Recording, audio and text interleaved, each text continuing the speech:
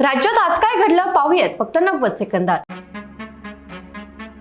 अंमली पदार्थ तस्करीतील आरोपींवर मकोका अंतर्गत कारवाई सुरू, मुख्यमंत्री देवेंद्र फडणवीस यांची सभागृहात माहिती।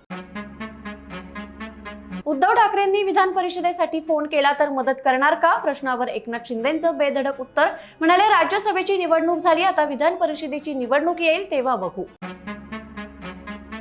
राज्यावर अवकाळीचं सावट, गुढीपाडव्याला पावसाची हजेरी, विदर्भासह मध्य महाराष्ट्रात गारपिटीचा इशारा, रायगड आणि रत्नागिरी जिल्ह्यांना येलो अलर्ट।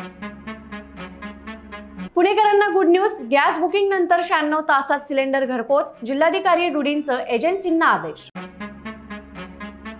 मोठी बातमी, एसटी महामंडळात 17,742 पदांची कंत्राटी भरती, परिवहन मंत्र्यांनी विधानसभेत दिली माहिती।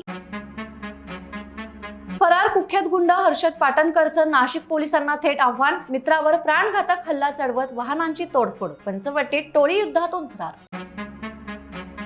महाविद्यालयांमध्ये प्राध्यापकांची मोठी भरती, तब्बल 5,012 पदं भरणार, चंद्रकांत पाटलांची मोठी घोषणा। साहेब इकडे या, भरत गोगावलेंचा आवाज, उद्धव ठाकरे म्हणाले नको इथेच बरंय, रश्मी ठाकरेही बघत बसल्या। मुंबईत 1.5 लाखांची लाच घेताना पोलीस अधिकारी तुषार काळे अटकेत, एसीबीने रंगेहात पकडलं। आणि अशाच ताज्या घडामोडींसाठी बखर लाईव्हला सबस्क्राईब जरूर करा।